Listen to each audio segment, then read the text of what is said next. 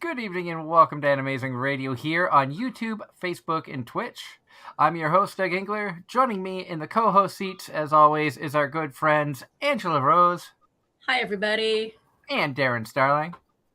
Wait, who now? Darren Starling. Don't know him. Darren is dead. Oh, God, here we go again. I mean, I could have called you Brandon Aarons like I did that one time, but you know. Moving on. That would have been fine. I don't care.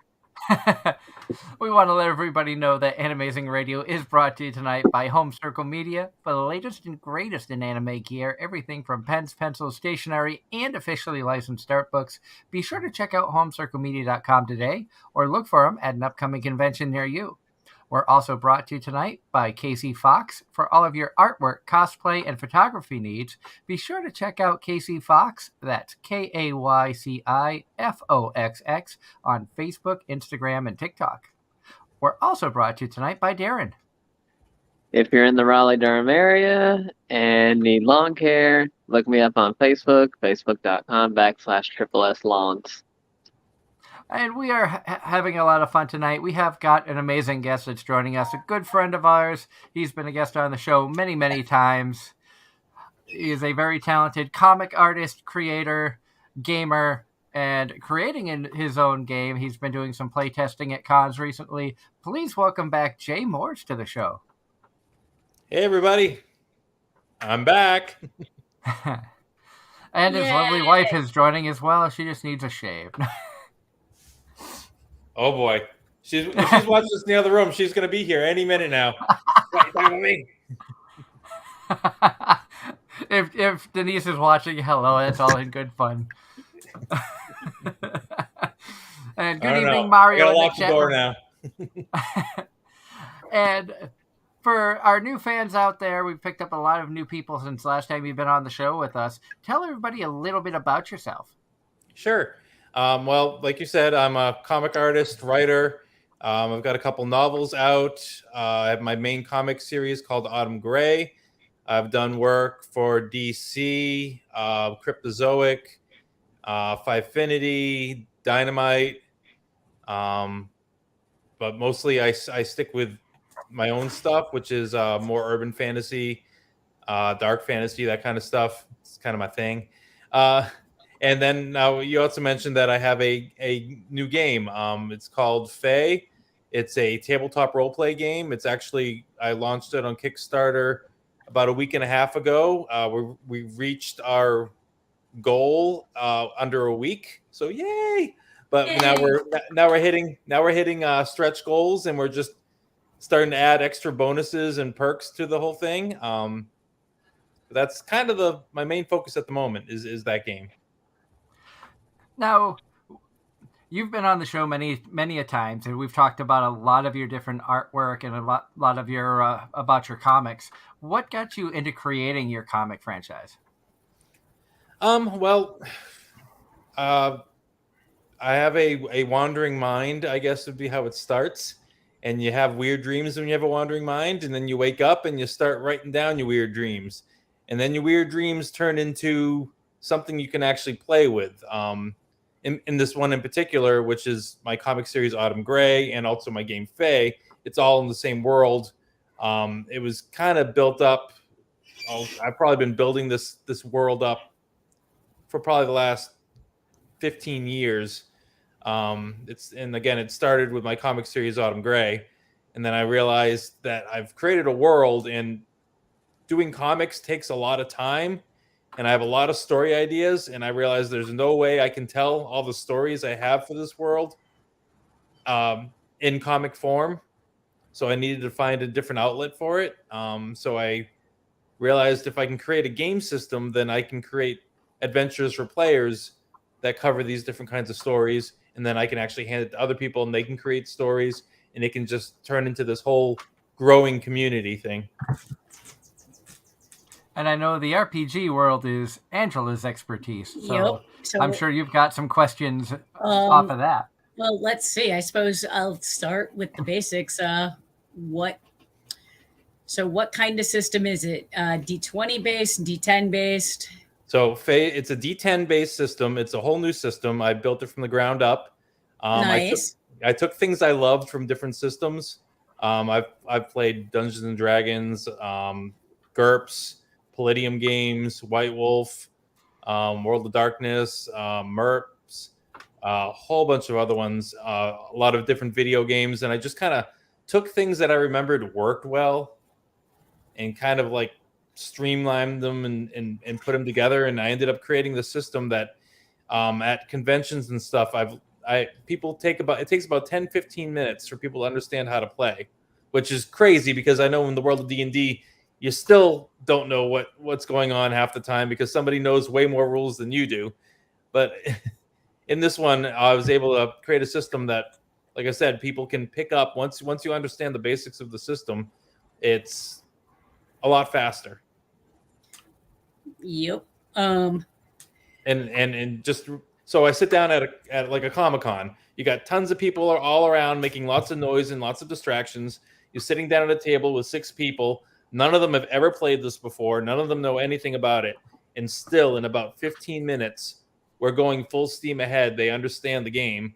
I have print ups of the information they need, so they're right with it. They know what they have to roll, and I'm amazed that we can actually focus. That's the part I always dread at a convention is like when I sit down at the table at first, and I'm like, "Hi, people who don't know how to play this game. Let me quickly explain this, and we can get started." And fortunately, for probably the 30-40 games I've played at conventions at this point, it's always been picked up pretty quickly by everybody, including people who have never played tabletop roleplay games before. Have you done any kind of play testing or demos at a tabletop convention? Yes, I have. Yep. Curiosity, because PAX Unplugged down in Philadelphia actually has a really good indie game section, including tabletop roleplay. Yeah, I did it was this January was the first time I brought the game. I've done a lot of play testing. I've done play testing with veteran players, new players, old players, young players. We did high level adventures, low level, underwater, all kinds of different things, just working out the system.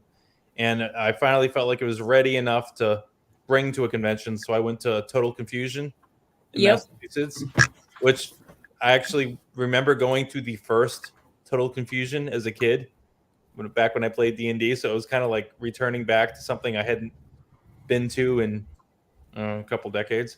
But anyway, we went there, and I had set up to just do arena battles.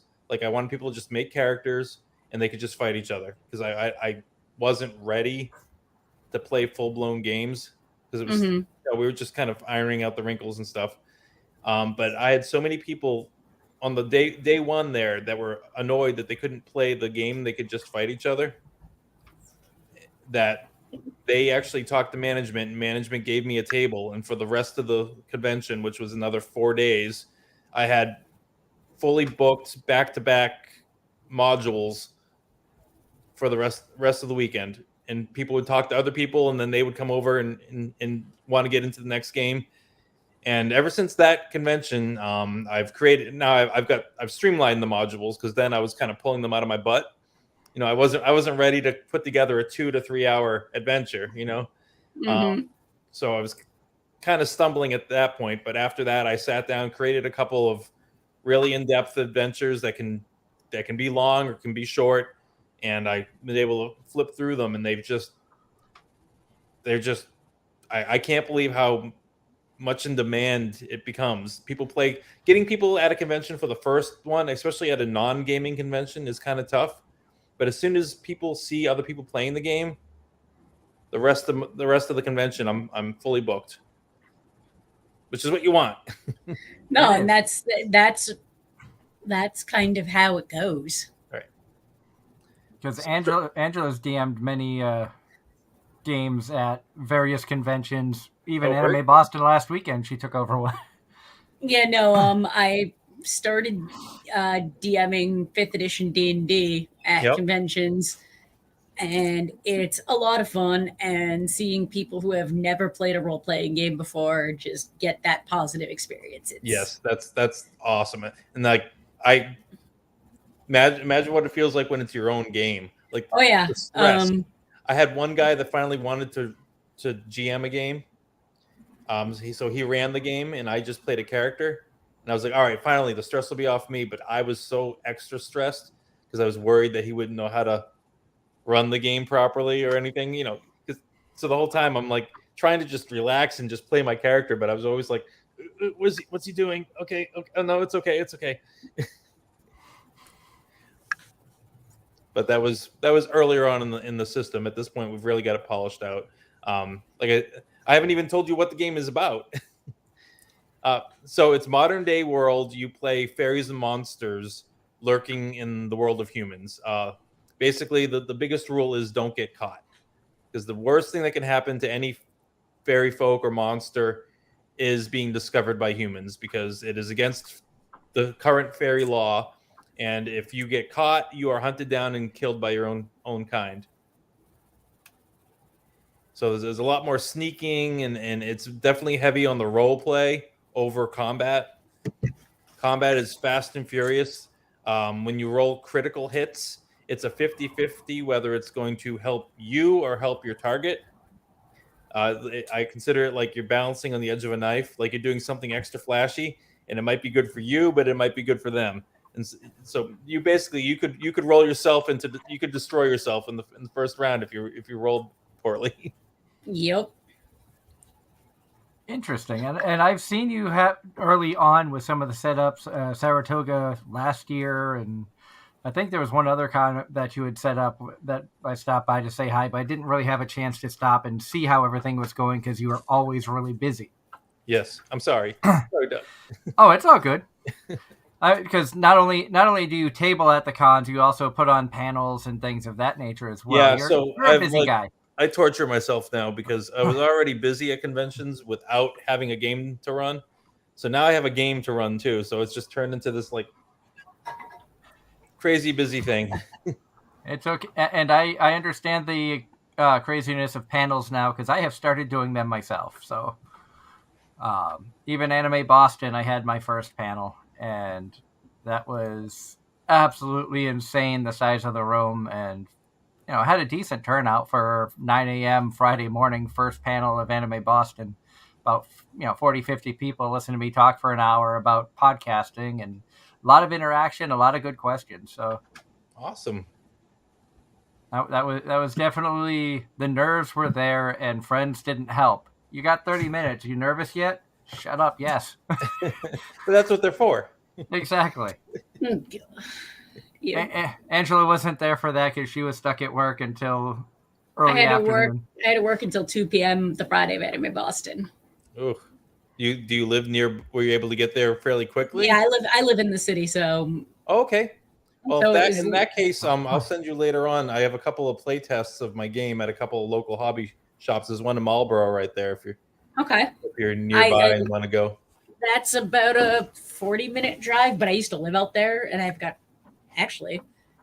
friends out there. I'll send you the information. I just posted it yesterday about doing a play test at one of the shops over there.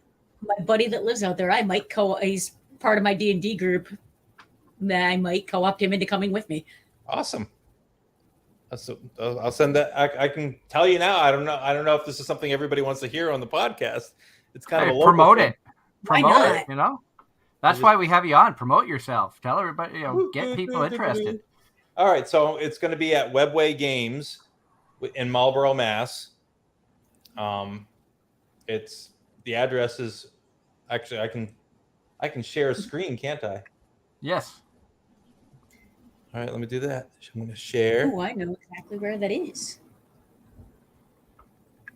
Share screen. Once it pops up, and I get it on my screen here, I can add it up to the. Google Chrome would like to access my computer screens. Okay, let's do that. This is going to be a little bit more of a pain than I wanted. If you share screen and you select tab and you move that to an individual tab, you can just show that off. I need to hop on there and show you how it's done. That would require you turning on your camera, and you never do that. All you got to do is share my screen off my computer. You do know I have my computer up, right? I have Darren is dead up. All right, I cannot share the screen apparently. So what I can do is send this over to Doug, and he can share it. I have not given my web browser permission to share my screen. So was that you I'd have to shut it down intentionally, and restart it. or you intentionally, or inadvertently? Computer's being uncooperative, and we'll It's leave being it at that. uncooperative. I'd have to reboot it. It says you have to reboot to allow this, and I'm like, I'm not going to reboot. So what I will do is do this. Think of that, and that. Boom. Ah, there it is. Oh, that's a sad time. I wish I could actually be there for that. I could tell when you said that's a sad time. Too early? That Sunday, I actually have a function I need to be at in Salem. Well, then you will be missed. There'll be other ones. I mean, this isn't. Oh, yeah. So right now the Kickstarter is going on, but after the Kickstarter, I'll still be going around to different hobby shops and demoing the game, and it's all part of the growing process. Because tabletop role playing is kind of my jam, and I've been slowly trying to get Doug into that. I have the interest. I don't have the time. And Anime Boston, we had talked about trying to figure out time to do it, but we were running everywhere where it's so spread out. It's tough. People that don't do it don't understand how it works. The good old, all right, this is only going to be a couple hours, and then next thing you know, the sun is coming up, and you're like, oh, whoops. Yep. That's kind of how I felt with some of the press panels getting moved around. And the tough thing at conventions and stuff is like you have a time slot. And if it doesn't end at that, by the time the time slot ends, you get maybe a 5-minute buffer, and that's it. I've had one convention where it was the last panel at the convention, and the people afterwards wanted to stay and keep playing, and like I stayed for an extra hour, but I'm like, I have to go. I have a 6-hour drive home. And I have to go back to my day job tomorrow. I have to stop, guys. But they were that into it. They're like, no, come on, keep playing. Well, that's how you know you have a good game, when people are like, no, we're having fun. We want to do this. And, that I find it amazing you created your own system. Obviously, I don't really know anything about the RPG world, but from what I gather... Same thing as a video game. Like you're more familiar with video games, right, Doug? Somewhat. So it's the same kind of thing. Like you just have to... Actually, it's worse because in a video game, you're restricted to what you can do by what the buttons and the programming allows you to do. In a tabletop roleplay game, your players can literally do anything. And you're have restricted to be ready. By your imagination. There has to be a way to handle everything. And that someone out of my D&D group is still on the beta. We're on like the beta version of one that she designed from the ground up over the years. It's a massive work in progress. Is it a homebrew of D&D? It is a homebrew. Yeah. It's a homebrew system completely. Oh, it's okay. Again, taking mechanics from various systems. Yep.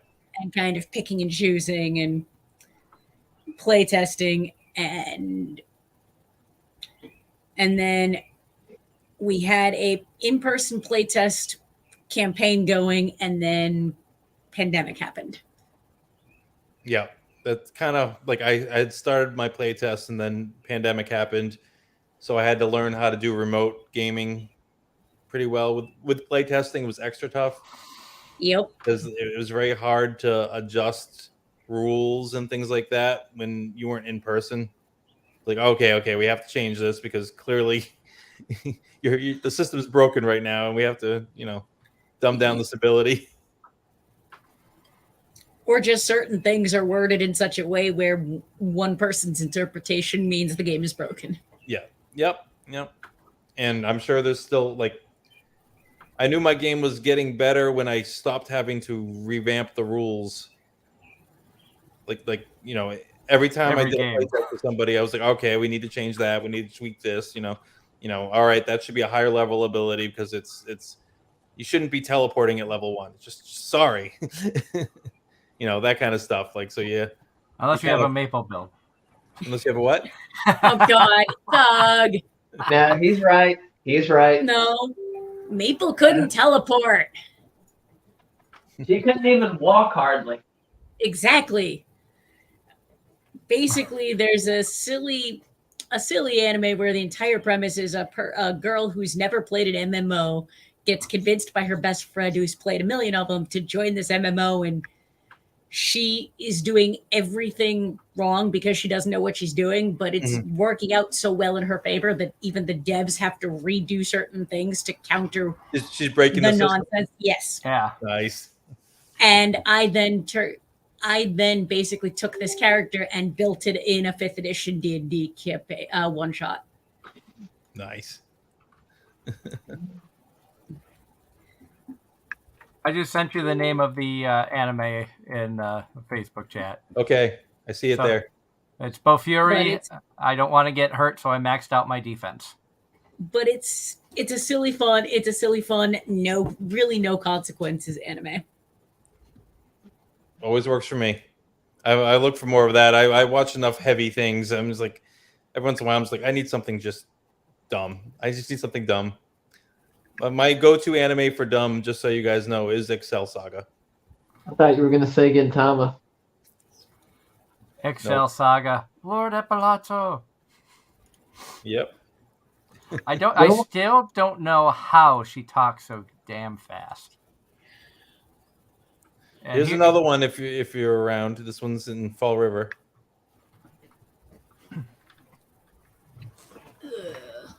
Saturday, June 18th at noon. The whole thing with that is Fall River might be that will be a debate. Well, you've always been a master debater. Boom. Fall River. You really choking up on that one? Yeah, no kidding. Nah, Fall Rivers might be too far. That one flew right over her head. No, she's ignoring it. No, she ignored it. She chose to ignore it. She saw it coming. Boom. I know what I'm getting. I know what I've gotten into. Do you really? Yes. She knows me too well. That's the problem. And we are just so all over the place tonight. Our typical AZR shows when Jay joins us, and still having a lot of fun. And I'm curious from your perspective, Jay, with conventions having come back now, and it seems like they're coming back in full swing in 2022. What has your experience been with attendance and stuff? Because you attended a couple last year, right after the pandemic started to ease up. What have you seen as a vendor? So I've seen nothing's the same. I've seen some shows get crazy busy. Like we were talking before this podcast started, I was talking with Angela. We were talking about how some of the smaller shows are bigger now. Like more people are going to those, but some of the bigger shows are quieter now. But now that I'm also doing role play games during the convention, it's harder for me to judge how busy my table is because I'm not at my table. I'm at another table with a circle of people playing a game. And you've got some good helpers that help to man the table, sell your artwork and stuff. And yeah. At Anime Boston, I was telling Angela a little bit about you and some of your art, and I told her a little bit about how you came up with your Cthulhu piece, but I know that was a very fun story that you had told me. So I don't know if you want to share that on how you came up with Cthulhu. I'll grab the picture and send it to you too. Because this is working out so well. Where is it? There it is. Send this over to Doug. Take that, Doug. Wait for it. It might take an extra moment because I think it's the larger file. And now we share. Waiting for it. Oh, you got it? I got it. Just gotta click the share screen. Yeah. So this was inspired by being stuck in 4 hours of traffic trying to get out of Boston. If you flip it upside down, now if you turn your head and you look at it the other way, it was actually, I was starting to do a landscape piece. The lighter area was the sky. I had a couple mountains and a valley. And I composed this piece in my head while I was furious, stuck in traffic for 4 hours. And anyone from the Boston area knows full well what that feels like. And if they see this piece sells excellent at any of the Boston shows because anybody who drives there completely sympathizes with this piece. 93, 95, 90, or Starro? It doesn't matter, does it? It doesn't, but I'm curious as to where. I'm curious as to which 93, and then you get on the 24, and then you think, all right, now I'm all set. No, you're not. Oh God! So Route 3 past the split. Yes. Yep. There it is. See the split right there? See? Yep. Tail lights in the car in front of you. There they are. Yep. Yeah. So 24 is just as bad. Oh yes, it is. And, no, it's worse because it starts moving. You think you're done, and then it's like, nah. We take that back. Yep. So I built this piece in my head. I got home. My wife's like, "Oh my God, where have you been?" I'm like, "I can't talk." I just went in the art studio, put on angry music, closed the door, grabbed my painting, flipped it upside down, and painted it. I had like that. I guess I kind of think of like, do you remember the TV show Heroes? Yes. Remember the artist guy when he got into the zone when he was painting? Yep. That's what happened here. I didn't even know what I was doing. Yes. I just stepped back after and I was like, yeah, that.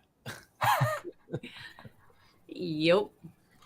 Like I said, that is like one of my favorite stories that Jay has told me about how he created an art piece, and I could never do it justice like Jay does. That's why I asked you to tell the story, Jay. Because I live on the outskirts of Boston, where Boston, Newton, Watertown, and Brookline basically all converge.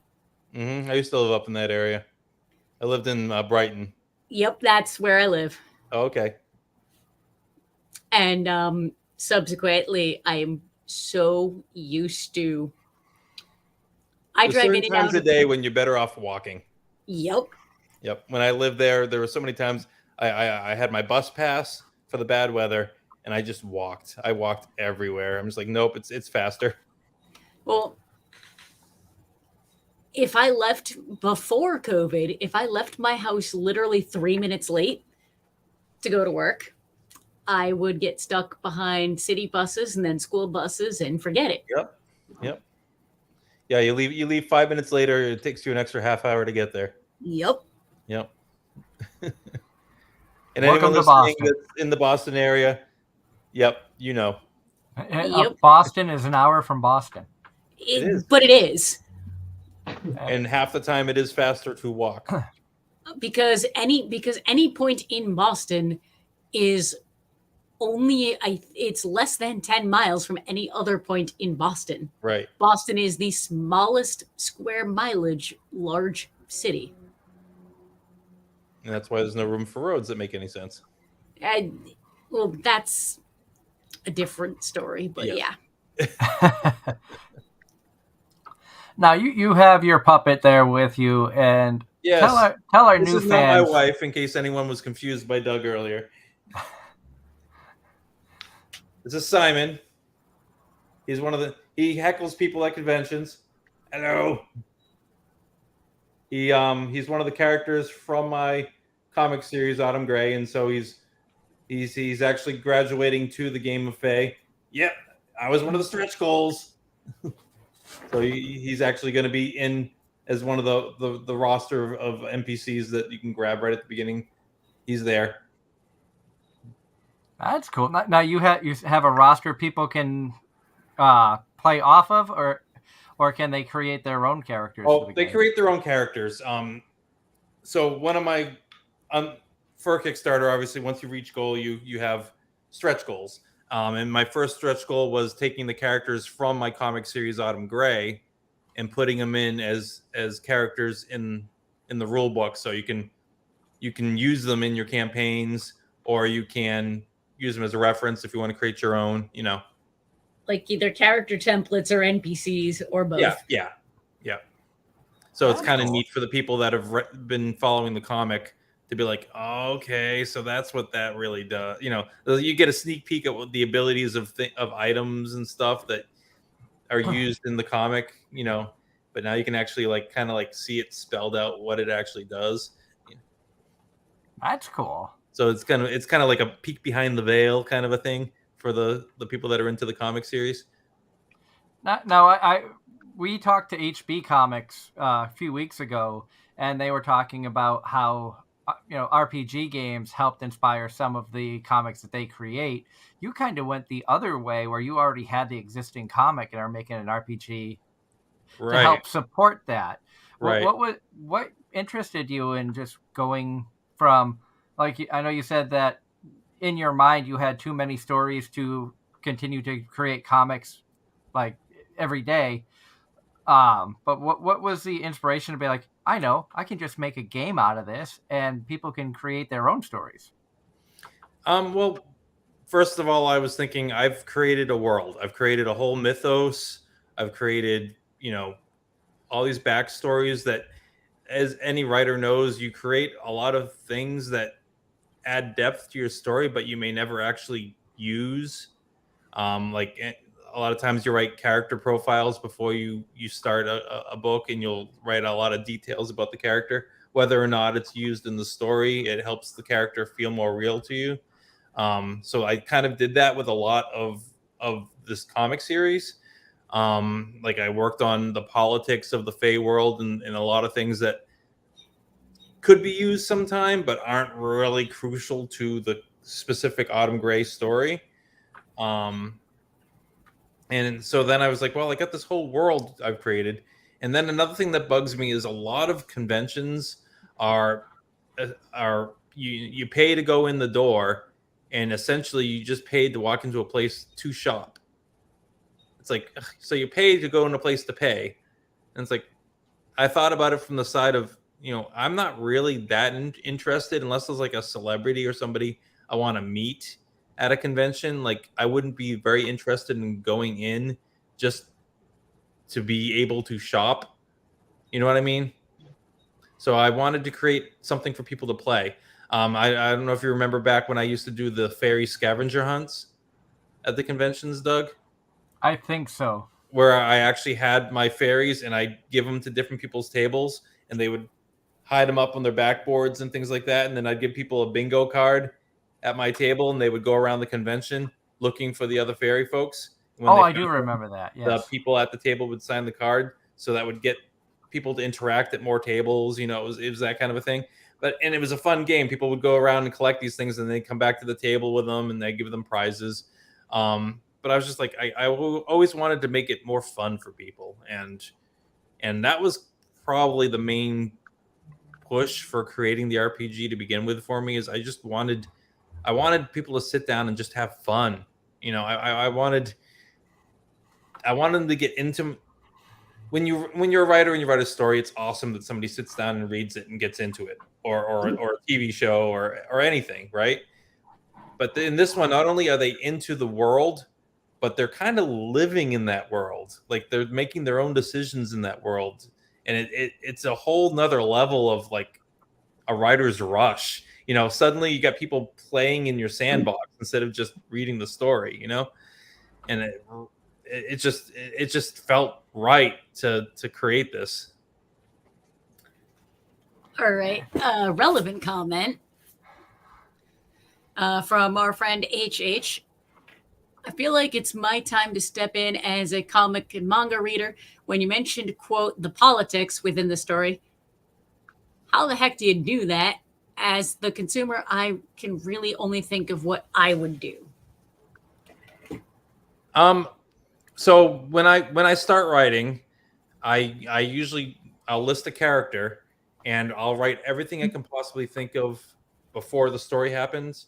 Like even mundane stuff like Like I'll write out where they went to school, where their grades good, et cetera, et cetera, et cetera. And obviously in a world of fairies and monsters, and there are actually rules they have to follow, I had to come up with why do they have to follow these rules? What kind of power do the beings that enforce these rules, what kind of power do they have over them? Why are they not allowed to affect humans? So I had to create, like, there was a time when they were interacting with humans all the time. And that there's a reason why that was shut down, because it was giving power to things that they don't want to give power to anymore.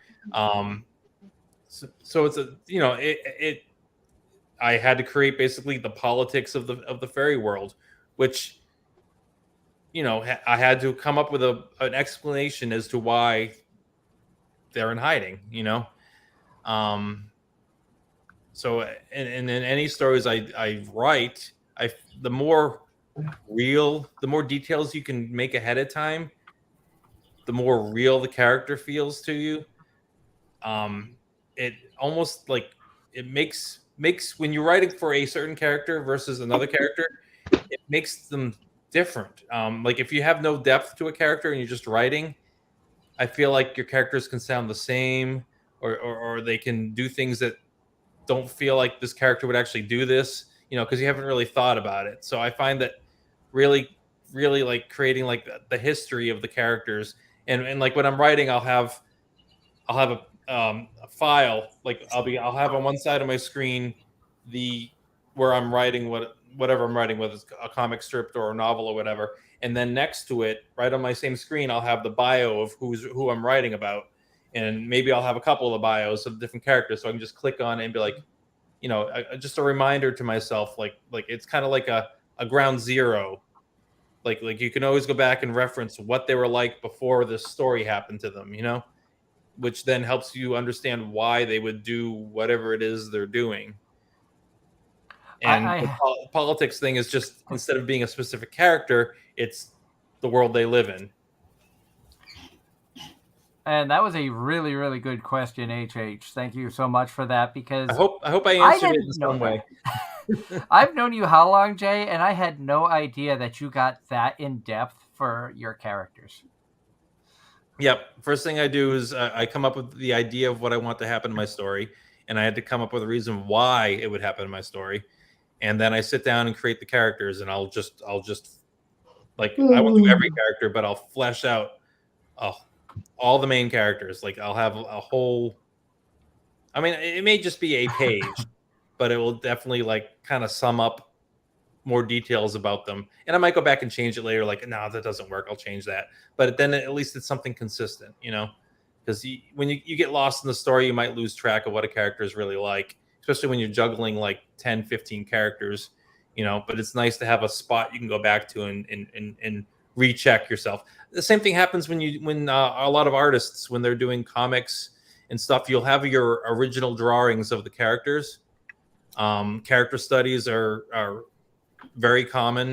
Most artists have something like that, because it's their go back to reference. Because when you're drawing a character and you don't go back and look at like the original design, it can slowly change. Before you know it, it doesn't look like that character anymore, and it could be completely accidental. So you need to have some sort of a check yourself. Like, wait a minute, okay, this character had curly hair. What am I doing here? And on that note, that brings us to question part 2. Woo. Where'd it go? Then where do you stop? In development, I get the feeling that you can endlessly develop a character, so it feels as if the authors just have to pick a point where they have to stop development, so they can get back to the story. Yes, exactly. You have to limit yourself. You have to find the right balance. It depends on how much of your character's past is going to affect them. It's basically when you feel like you know the character, you stop. It's basically so you as a writer you've become more familiar with the character. And there may be times when you start writing and you realize, oh, I never really talked about how this character deals with this. So you might go back onto it and add a little bit. But I usually keep it to about at the most a page. It's just for me. Maybe sometime in the future I'll release them as like a added goodie for somebody. Somebody can see the way the characters were developed before the story happened. But in general, it's you just have to when you feel like you know the character and then you just stop. The same thing like when you're like, all right, I have enough stuff here to know why this character is going to do what they're doing that makes the story happen. And it's just basically it's and you may not use it all, but it's there so that it makes sense to you. So if someone's reading and they could get confused, you can explain why. Like, why did this character run away? Why doesn't he stand up and defend it? Well, because this, and then you're like, maybe I should add that into the story since it's confusing somebody. That kind of a thing. It's just you want to just be familiar with your own characters. And the length of it is totally dependent on what information you need. I always recommend mentioning all their physical traits, eye color, hair, because you may forget that, and then next thing you know, you're writing something and be like, oh crap, what color eyes did they have? And you're scrolling back through your story because you mentioned it at one point earlier. It's nice to have that little reference right there and be like, blue, they're blue. Now, being a comic creator, has that given you more of an appreciation for? I know that you're not big into the anime worlds per se now, but I know growing up you said that you were an anime fan in the 90s plus cartoons and stuff like that. As a comic creator, does it give you a little bit more insight to how they created the animes and cartoons that we grew up and a lot of us are still watching? Oh, I mean, I love anime. Biggest problem is I don't have time to really get into a lot of things. I spend 16 to 18 hours a day working, and my wife is very understanding. Between my games, working on illustration work for other people, that dang 9 to 5 that makes sure that the bills get paid, all this stuff. It's just, I mean, it's hard to pick and choose what I'm going to watch and what I'm going to get into. I find anime fascinating. I'm not completely naive to it, but I haven't really kept up on it. I understand like I watched Turning Red with my granddaughter, and I understood all the anime references and things that were scattered throughout, but I wouldn't even know where to start. I know, Doug, you've recommended certain things to me, and I've checked them out and I'll watch them for a little bit. But finding my own time to sit down and watch something, it's one thing if I can listen to something because I can listen while I'm drawing. But if something with visual is very difficult when I always have work to do. I have to make it a special occasion to catch up on a movie or something that I really want to see. Very understandable, and I'm happy to hear that you have a lot of work that's keeping you busy. I know that's something you've been passionate about for years, and like I said, the next one for you to check out at least, and it's something that I feel Denise would enjoy as well because it is a lighthearted and fun show, is Bofuri.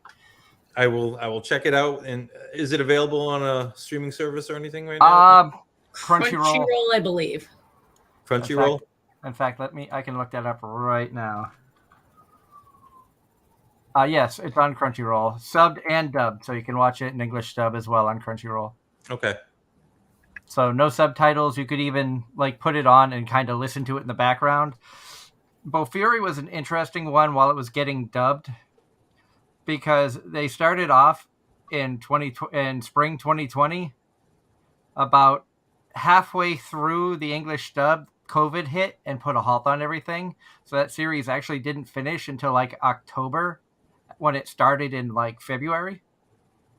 So you might hear a little bit of different quality towards the end when they switch from in-studio to home recordings and stuff like that. But really the storyline was phenomenal, and I can't wait for a second season. Okay, I'll check it out. It also has one of the best sidekicks in anime, in my opinion, with a floating turtle named Syrup. Sounds delicious. Well, the main character, she creates her characters, and her character's name is Maple.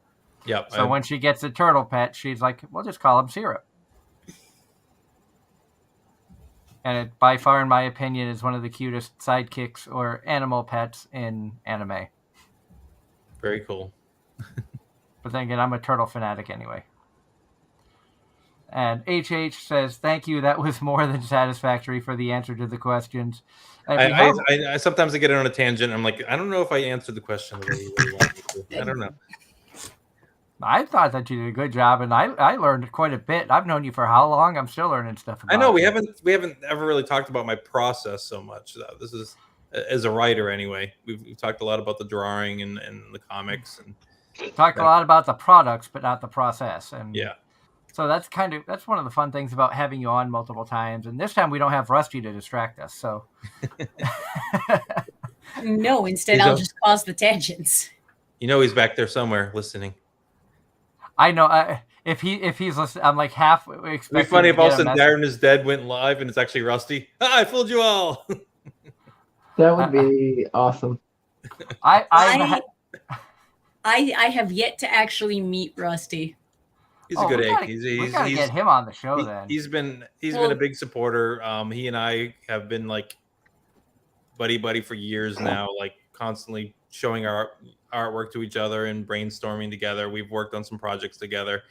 He's a great guy. Well, the night he was supposed to be on the show after I joined, he had technical difficulties, I believe, due to weather-related power failure. Yeah, a huge electrical storm had gone through Pennsylvania and the area he was living. It was the same. That was the same time he was supposed to be. We were doing a remote play testing, and he was going to join the group, and he was the one person who couldn't make it. And he's sending me like broken messages, like I have power. No, I don't have power.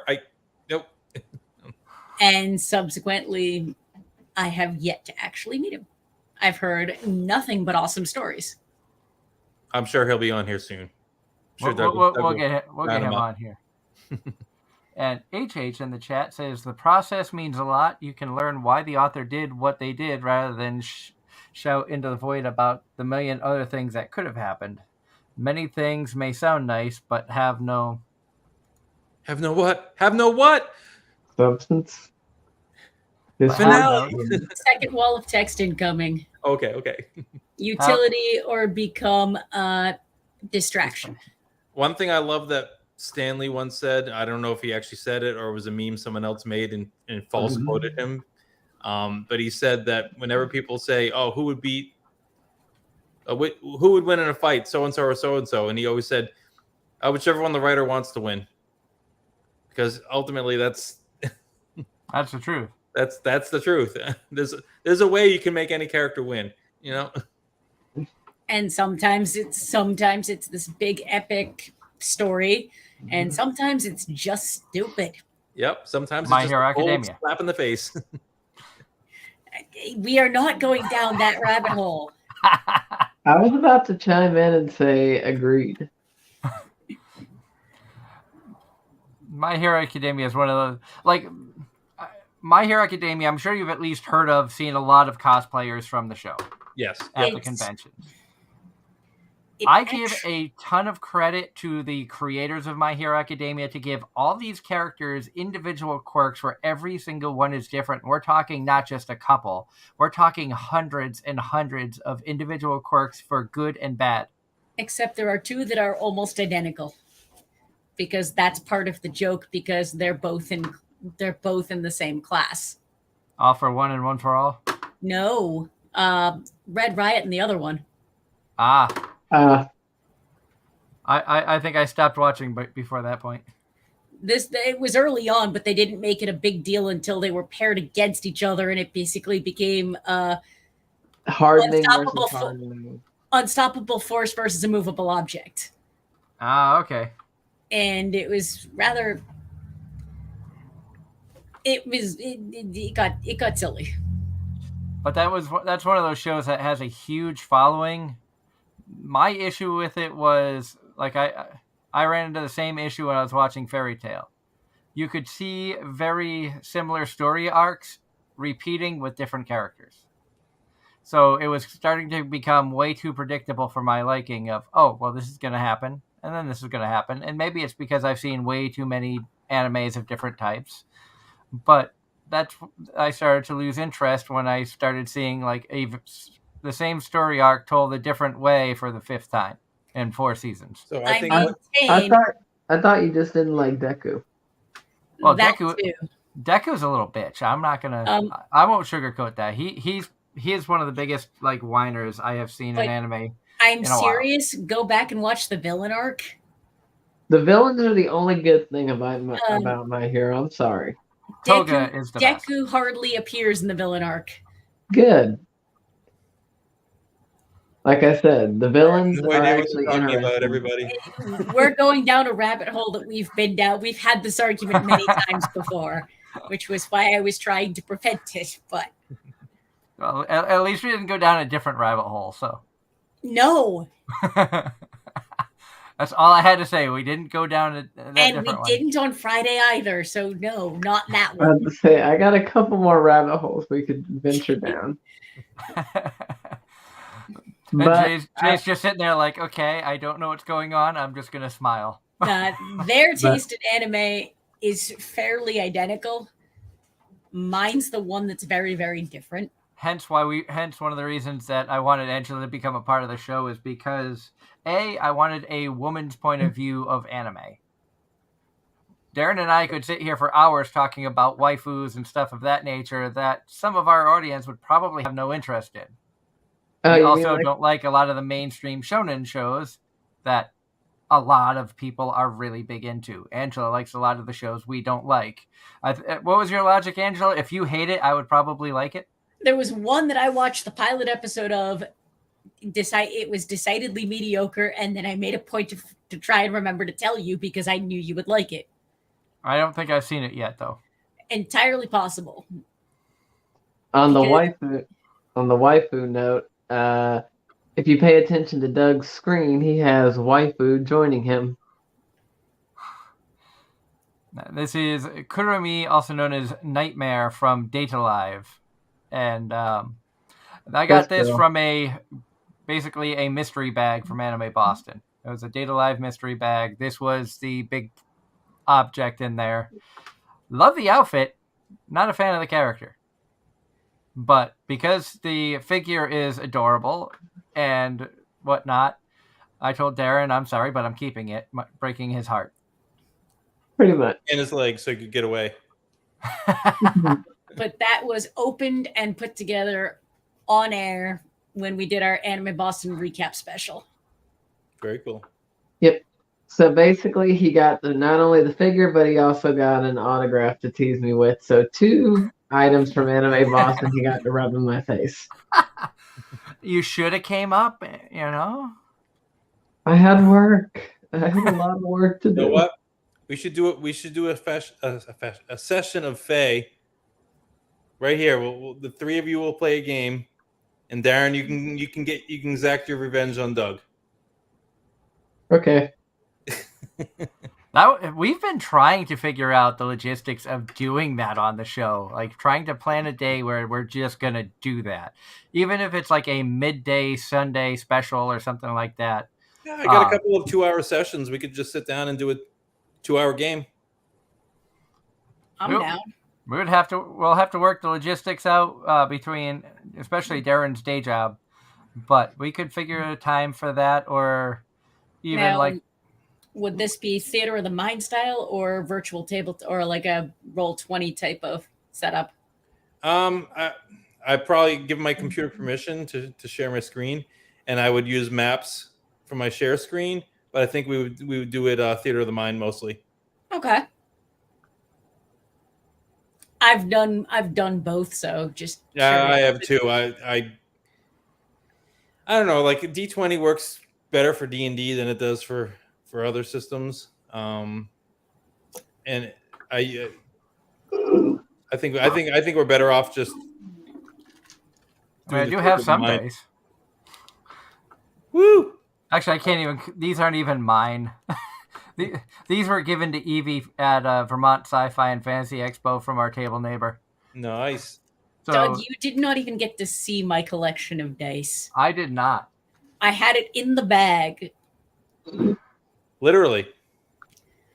No, I've been role playing for a very long time, and B, 1 year in a Secret Santa, I got gifted a tube of miniatures and like a giant bag of individual dice sets. Nice. So, yeah, I've got, I don't know, maybe 400 or 500 D10s right now. since Faye started, somebody's like, "Oh, you need D10s for that game? Here." Gave me a shoebox filled to the top with Nice. D10s. I'm like, Oh my god. okay, great. These are the ones I use at shows. So people steal them. I'm like, yeah, okay, whatever. You might have like out of print stuff that's worth money. I look, most of them.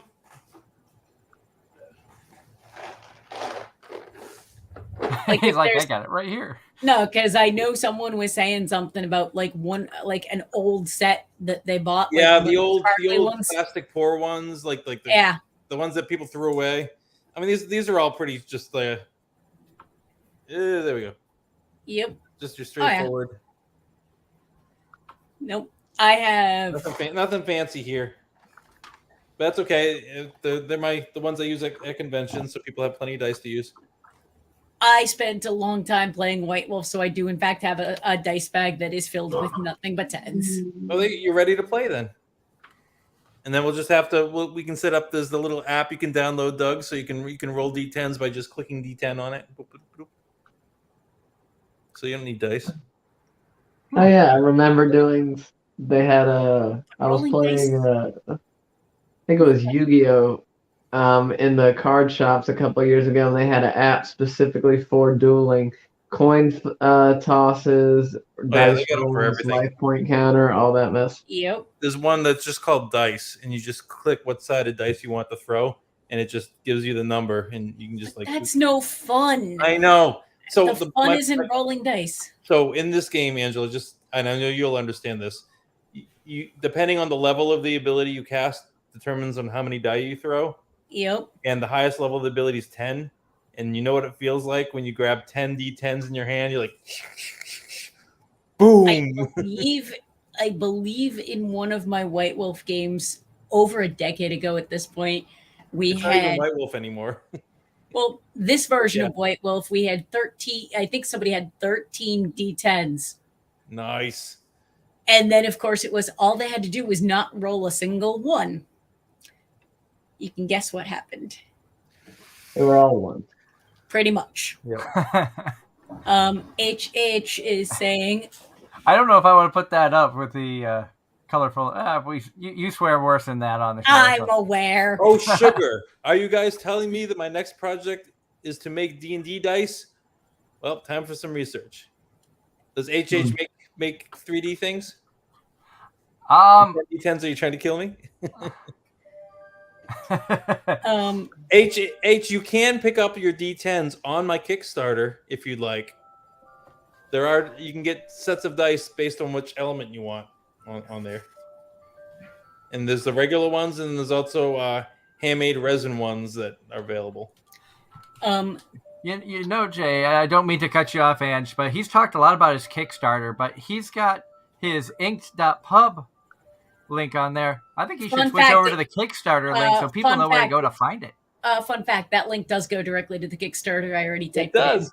Oh, it does? Okay. Yeah. Yep. Ooh. HH carves wood. I'd be curious to see if that would work. Ooh. Might be interested in maybe doing a wood set. And I will say at PAX East this year, there was way too many dice vendors. So my wife has become dice addicted since she didn't understand tabletop roleplay games, and through osmosis, because I've been playing them at conventions and stuff, she's kind of gotten into them. She hasn't played them, but she's obsessed with the dice, and she's been going to different dice people, and she's ordering. I don't even know what she's ordering now. She's got some fancy dice coming in. She's got glass dice coming in. She's even like looked up D3s, D7s, all kinds of weird sided. I'm like, what are you doing? Let me see if I can actually do this. Whoa, that's the nice set that one of my friends bought me for my birthday from PAX. What are those, metal? Metal. Nice. Yeah. It was basically we were at the vendor at PAX, and well, since I missed your birthday, pick out a set. And I said, well, find me one that looks like fire. There's a fire set in the Kickstarter. You can choose fire as your affinity. I probably need something that's not, because... And HH says it would definitely work, but you would feel the difference as the reaction sound and weight is noticeably different. Yeah, we'd have to use a heavy wood so that you can feel the weight. No pine dice. We need like a good cypress or something like that, you know. Good solid oak. Yeah, oak would be lovely. Cherry, so you could have that nice reddish color. See, there's your fire dice. I just took out cypress the other day. Like a whole tree. Well, so you can make a whole bunch of D10s out of that. I'd have to go get it off my friend's burn pile, though. And I see here one of the pledges to help get the set of 10-sided dice is the $100 pledge. There's add-ons. You can buy dice as add-ons. That's the one that comes with the dice. That's the complete set. It gives you the main rule book. It gives you a couple of players' guides so that you can hand those out to the players, and then set of dice. Okay, I have it. I have the. But if you scroll down on the page, it shows you all the different kinds of dice available and stuff in the pictures. If you want to share the page, we could. Let me just switch this over here. That over there. That over there. I'm just fascinated by the dancing people behind Angela on the TV. Oh, it's basically a... It's like a Japanese music video. That's what it is. Yeah, that's what I figured it was.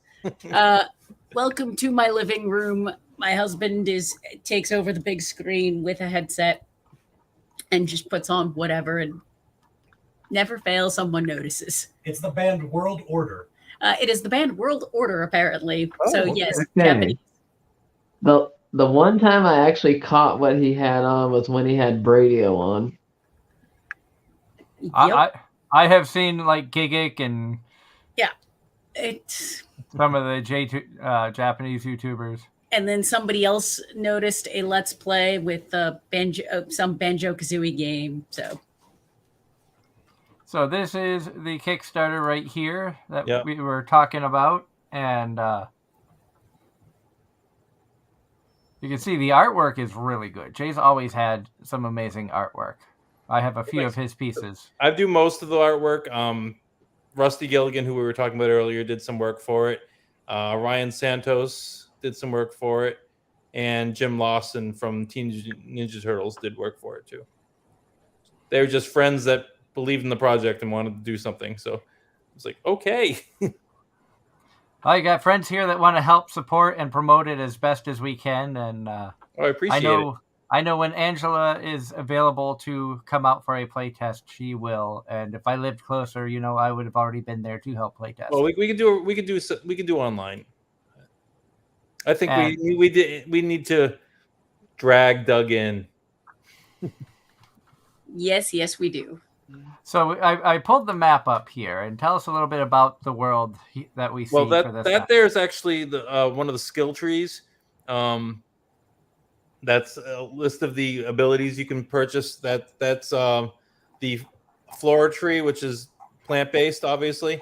And in this game, you actually you start down at the bottom there where it says flora affinity. That's where you buy into the tree, and then you spend. Unlike like D&D where you just gain levels, in this you spend points that you accumulate in ability trees. And in this tree, you'd start at down where it says flora affinity, and then you would anything that's connected to that is where you would go next.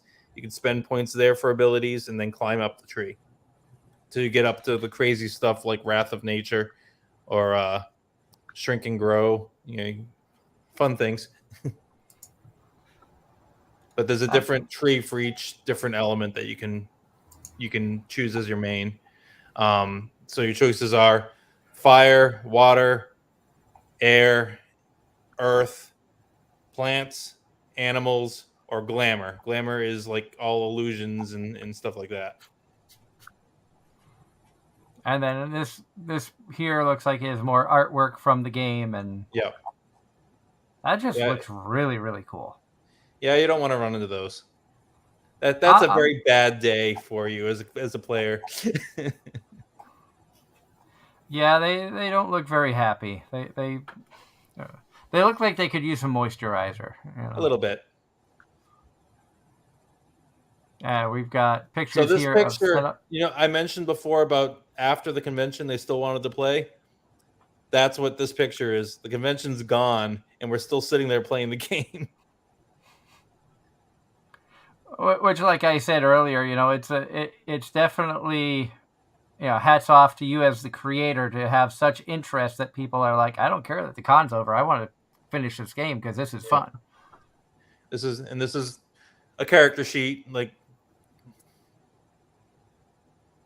obviously, you make your own characters. You can design them how you want. This is one of the characters I had made for my modules. That's Zinkles. He's the human expert. He's 4 inches tall. His backpack is actually a flip phone that he takes out and uses. He can send text messages to his mom by hitting the buttons. 3, 3, 3, 1, 2, 2. Yeah. And I know, Ange, that you are very familiar with character sheets and stuff. I look at this and I'm like, I have no idea what this stuff means.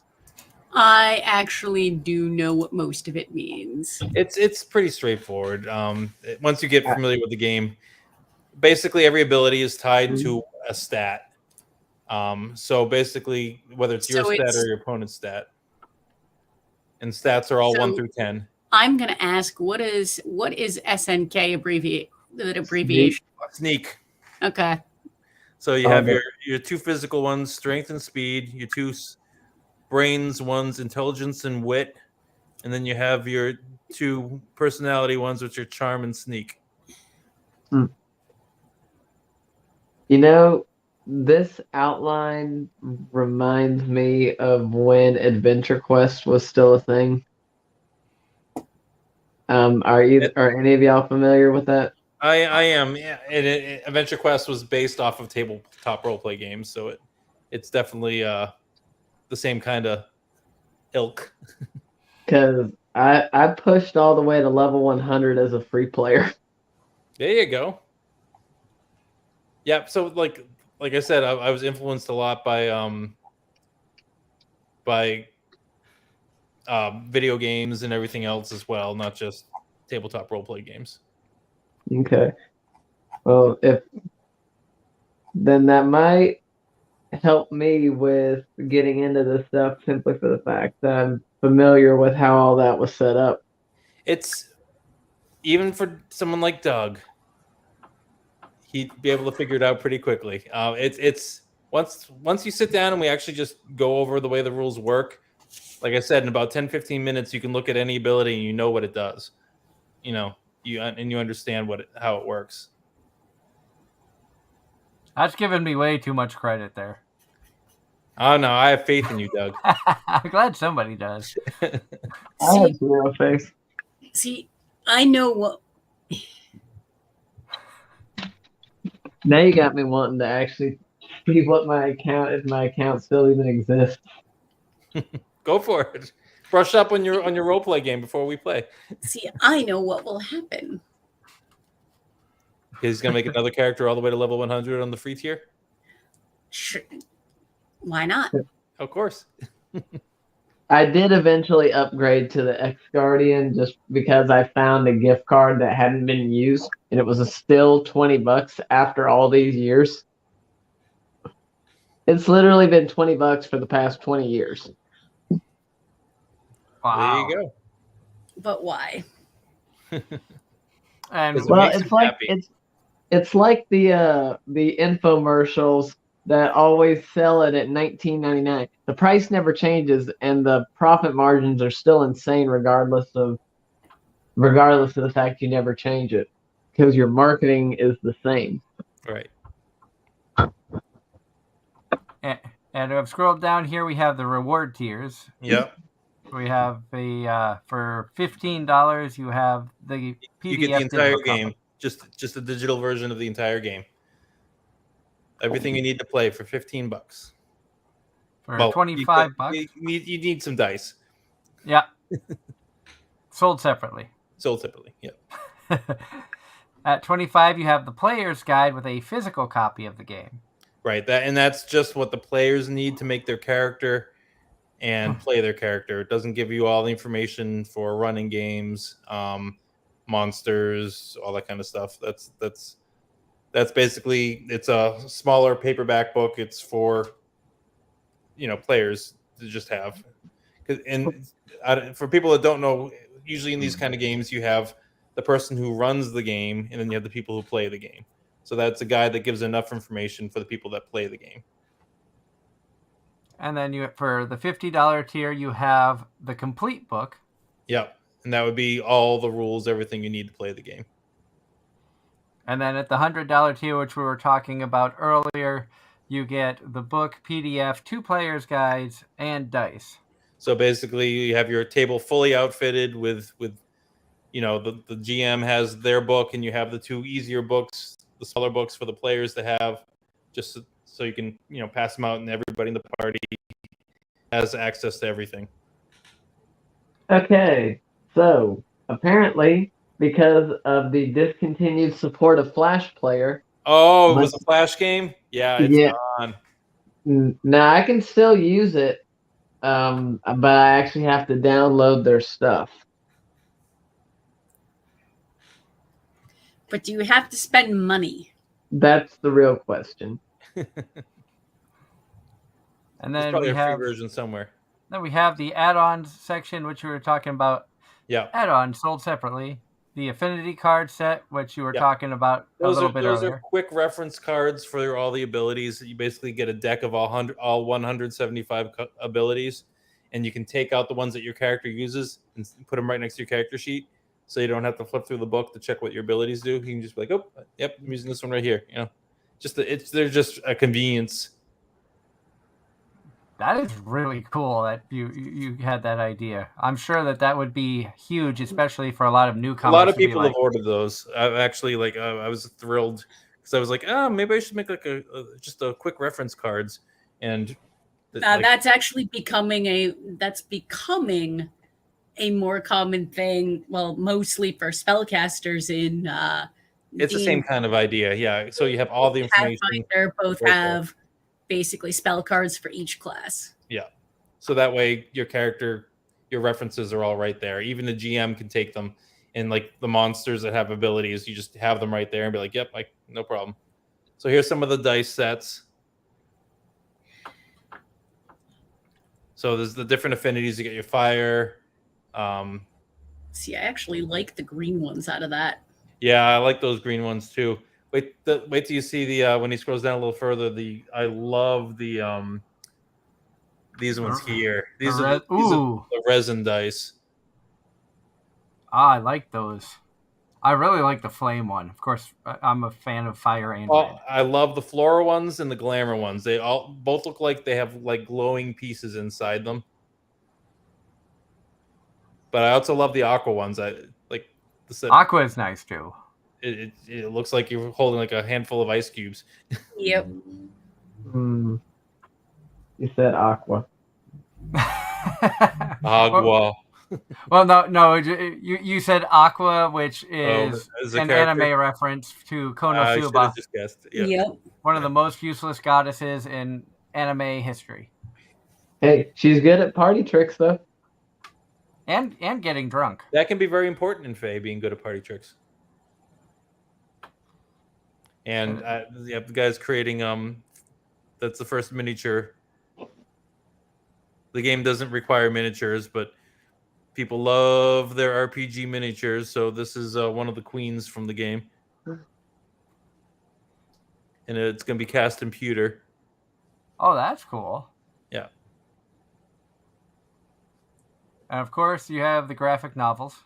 Yep. Autumn Gray is available. You've got eight volumes out now. I got 8. I should have. I would have finished all 10 and had the story done, except I got sucked into making an RPG.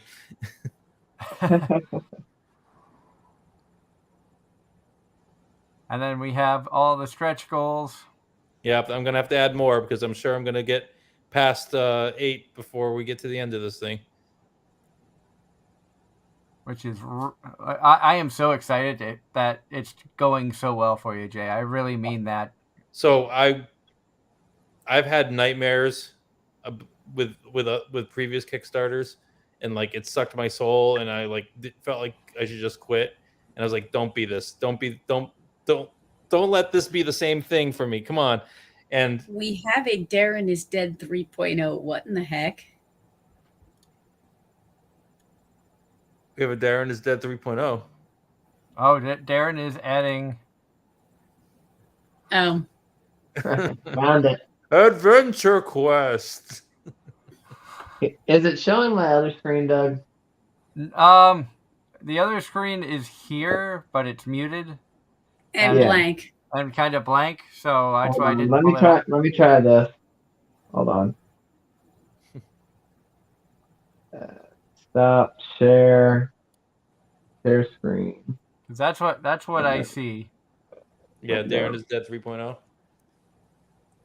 Although when you have five little windows up here, you see the characters behind us again. Okay, there we go. There we go. Okay, so it does still exist. There you go. 600 days ago. Nice. So we have a live look-in on Darren's Adventure Quest game. Which I created when I was in 4th grade. There you are. Grade. Good God, I feel old now. Yep. I told you that Darren was the baby of the group. He looks so young in that picture. I know, right? He hasn't aged a bit in all those years. 600 days. It looked like they took away the battle monsters. Huh. Okay. So we're getting an inside look here at Darren's. Hey, Billy.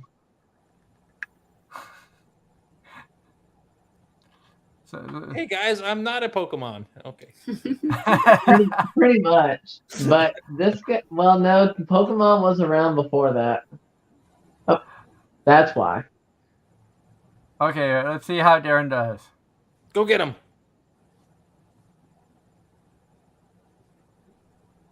Of course, they always get me before.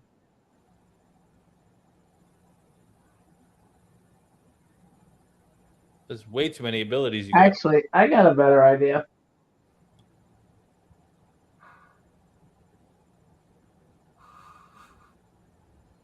Okay, light and fire and ice. Blade of Aw.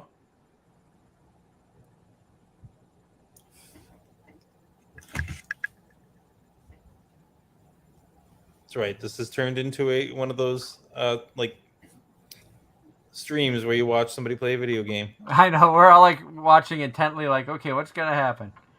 It'd be so funny if they kill him. Right? Hold on, let me see if I have something else. You're losing, you know. Shadow Wolf's unharmed. Oh, there we go.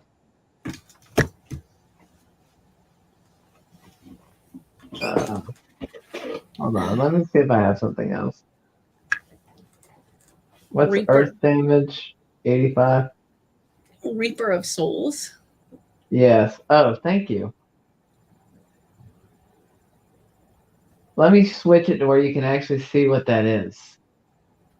I don't know why I don't have my my Reaper cloak, but Okay, wrong armor. Okay, there we go. But no, it's just a giant scythe.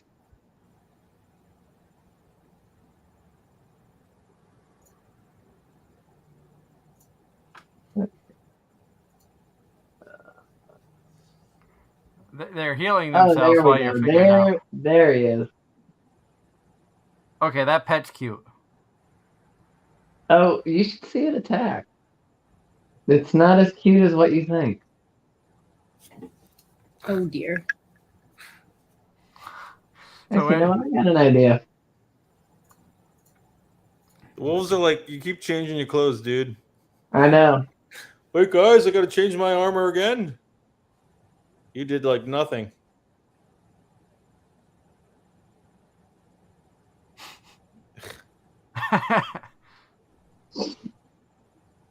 And my kitten made it to where it couldn't even move.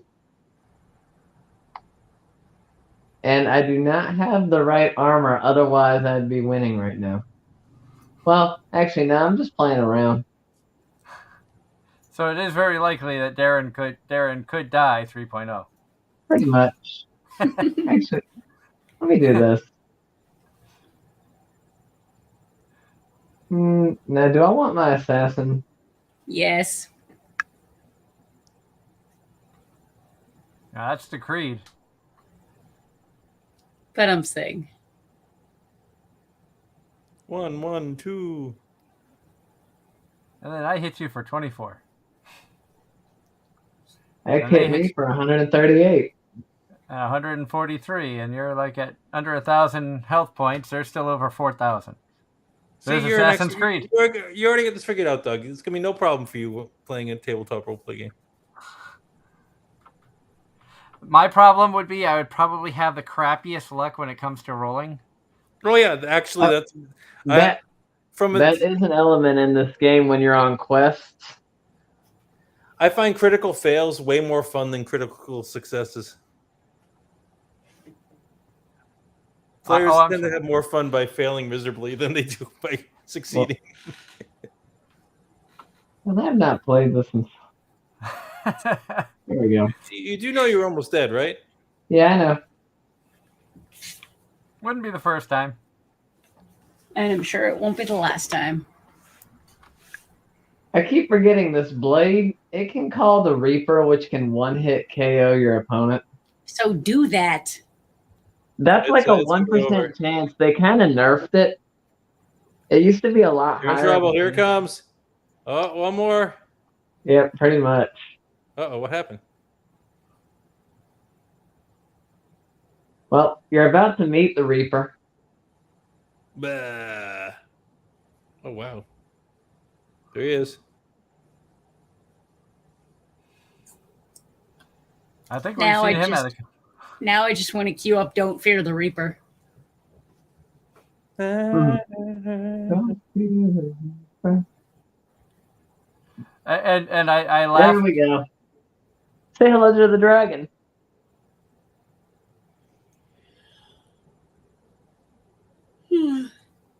And now he comes along and basically knocks him out.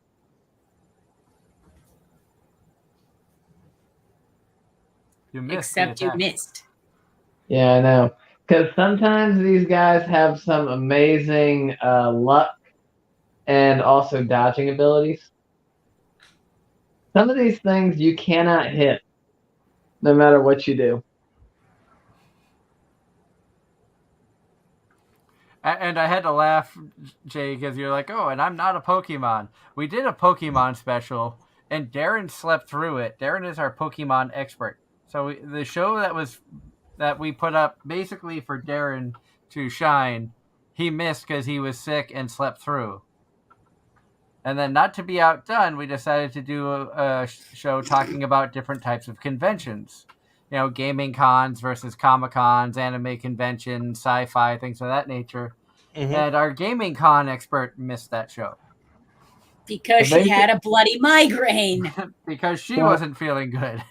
So in other words, anytime we have something, count on the expert being unavailable. Because, Somehow this has turned Migraines. into live stream of Darren. Migraines freaking suck. And we're going to leave that one there. Yes. They do. So we're going to go back to finish looking at Jay's stuff while Darren continues to try to win and not die. Again. The characters, you have the trolls. Yep. Well, there are 35 different races. This is just a couple samples of what you can pick to play. So yeah, you can be a troll. You can be 9 feet tall. Salamander. Yep. A fairy. A mogwai. Yep. Sounds like Moglin. So I researched a lot of different cultures, folk creatures. I have things like Menahunes, Paris, Rakashas. There's a couple other. Like I wanted to include more of a varied, instead of just like instantly going right to like the European folklore. Like I actually picked out some different things from different cultures. And I You actually have looked the up. Pukwudgie. Did you include the Pukwudgie? Yes, the Pukwudgie's there. The Jersey Devil's there. Oh, nice. Not a lot of people know about the Pukwudgie. Yep. You can't play a Pukwudgie, but they're in the bestiary. Oh, that's cool. So you can fight against them. Oh yeah, you certainly can. And then we have more information about Jay and everybody associated with the game. Yeah. Little bios for everybody. Some guy named Rusty. We have no idea who he is. No idea. So head over to the Kickstarter right after the show is over and show Jay some love and support, because this game is really cool. The art is great. I have seen it in action, but have yet to play it because, like I said, conventions at the Life of the Universe and everything else, as Angela likes to say, has prevented me from actually having a chance to play it at cons. That's okay. We're going to pick a time and we're going to play it here. Yes. And everybody can tune in and watch how bad I fail at this. No, you can't fail. And it's going to be comical because I will tank as bad as I possibly can. We'll have to get... Now, can you have 7 people on here at once? Yes. Then perfect. We just got to find 3 other volunteers and we'd have a full party. I thought you were going to say victims. I said it the same way I would have said victims. He started to and then changed his mind. I was like... I wonder if Danny Chambers would be down for that. How cool I bet would you it we could be? get Rusty in on that too. Yeah, we get Rusty in since he missed his playtest. Get Danny Chambers, bring on a Funimation voice actor. Yeah. Another female in the RPG world, which Ange made a big connection when she was on the show. Because I think we can easily round up a couple more people, do a game. Oh yeah. A couple hours. I have to be like, all I have to say is, Ange, talk to some of your friends, and boom, we'd have a full, we'd have a waiting list. We could make a whole day out of it, just taking turns. I literally could post this in one of my Discords, and there would be volunteers. Awesome. Let's just do it. I mean, it doesn't have to be on the Kickstarter, even if it's after the Kickstarter. Let's just do it for fun. Right now, my next open show date that does not revolve around a convention is July 24th. We could do a live Sunday night show for this, if you'd like. Let me just check my July 24th. Yep. Checking my little July 24th is available. I will put it in tentatively. I will put it in the schedule for Jay Mooers' game.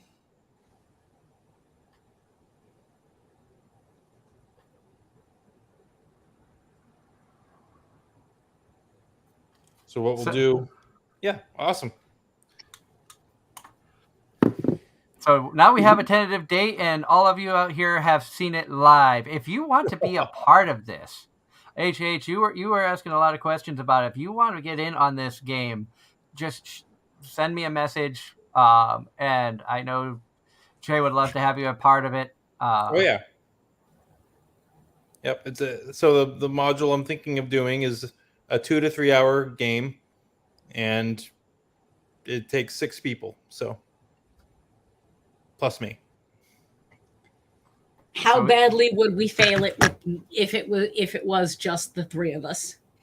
We could make it work. It would just be disappointing when I hand out bios to characters to people, and you're reading about how your character deals with a different character that isn't part of the party. It's kind of like, oh. Fair. I think we could easily. If it's just us, it will still work. But it's always more fun to have the full spectrum. Agreed. But having experienced both of those, that's more of a how bad will it be if we have half a party? I would obviously cut out half of the problems. So we can make it work. Either way, we'll make it work. Oh dear. I was gonna say that evil laugh. Yeah. He's gonna have fun tormenting me. I know this. You're gonna get it from him. You know what's gonna happen, Doug? You're gonna be so busy tormenting yourself, no one else can possibly get in there. Agreed. Agreed. I do that on a daily basis anyway. Because we do a live check-in on Darren, and he is still fighting people. Okay. I don't think he's the good guy here. I mean, I'm just guessing. What gave it away? The outfit? The giant scythe of doom. That's his attempt at looking like Einzelgone. No, I got a better one for that. I just don't have it in my inventory. Time to burn. Oh, you beat him. Yay. You're the winner. You didn't take much damage on that one. Nope. Like I said, they threw me into one where I guess they knew I couldn't win. Oh yeah, and anyway, this is the map of the damn place. This is just part of it. Look at all the events they've done over the years. Look, Darren. Oh, it's named after you. Wow. You're famous. Yeah, I know, right? But getting back on topic, we get sidetracked so easily here on the show. Shiny. That we do. But when do you think that the game will be ready for full-fledged launch and people can start getting it outside of Kickstarter? I'm hoping to have books out to people and available October. Awesome. So unless the world shuts down again and messes that up, I should have books by October. Yay. Fingers crossed nothing bad happens and things get back to how they have, progressing the way they have been on the positive swing with more cons, more playtesting for Jay and his game, all of us being able to get together at some point and hanging out. Yes, that'd be great.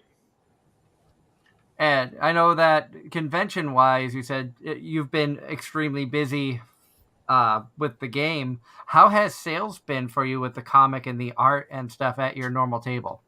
It's been good. I haven't set any new records because I've been playing the game more than selling artwork and books. But I've been doing well. I can't complain. I just think about what my numbers used to be like at conventions, and I'm doing far better than that. So and like you said, you have the game based off of the book, so I'm sure you're getting more interest into the comics because people are starting to play the game. So yeah, as well. It's actually you remember my cosplay fairies were my big thing for quite a while, but right now I think my biggest seller is actually my comic series because of the game. Which as an artist, I feel more of a personal victory to the sale of a comic over the sale of an art print, because it's something that I've spent a lot more time working on and something that somebody's going to sit down and actually be involved with instead of just like, oh, pretty picture. Okay, anyway. And Trisha in the chat, I think, joined us late asking, what kind of projects do you do? Well, Trisha, I have a comic series called Autumn Gray. I've done comics and comic work for a bunch of different publishers. I have a new, what we've been talking about most of this evening, a new tabletop role play game called Fae, where it's the modern world and you play the monsters. It's currently on Kickstarter. It's currently funded, but we still have a couple more weeks to go, and we're doing stretch goals and bonus rewards for people. So just gonna keep it going. Obviously, the better it does, the nicer the book can be. I'm hoping to get to the point where I can make it hardcover. So going for it. Ooh. Yeah, see, he's like, ooh, hardcover book, nice. I have a nice collection of role-playing books, most of them hardcover. Yes, yep. That's a thing. I totally understand. It is a thing. I got a shelf of them right over there. So, Yep. but yeah, I'd love it to be hardcover. I'll accept it being paperback, first edition, as we're still getting the game out there. But in the future, I hope it'll be a hardcover and maybe a second edition or something like that. Well, then what I'm going to have to do is get one, and then have